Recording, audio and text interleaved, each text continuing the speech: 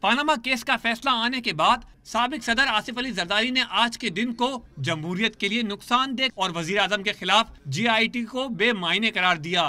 سابق صدر کا کہنا تھا کہ وزیر اعظم کا اصل چہرہ سامنے آ گیا۔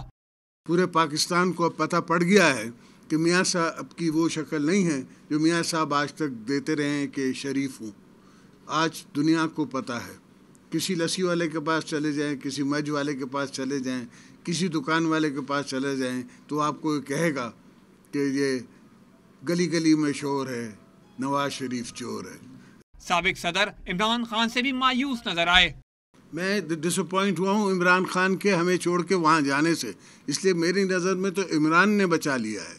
سپریم کورٹ میں اگر عمران نہیں جاتا، چونکہ ہمیں پتہ تھا کہ یہاں کوئی فیصلہ نہیں ملنا، تو ہم عمران کے وہاں جاتے سپریم کورٹ میں، کوئی لا عمل بنا کے سب مل کے ساتھ جاتے تو ایک دوسرا افیکٹ ہوتا۔ آصف علی زرداری کا کہنا تھا کہ پاکستان چیئرمین PTI کے ہاتھ میں بھی غیر محفوظ رہے گا۔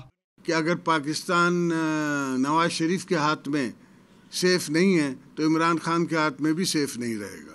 میں نے پہلے بھی کہا ہے کہ کوئی بھی اگر 25-50 ہزار آدمی لے کے رستے پہ آ جائے تو کیا میں اس کو حکومت کا ترازو دے دوں؟ سابق صدر کا کہنا تھا کہ عمران خان کے عدالت جانے سے وزیر اعظم مضبوط ہوئے۔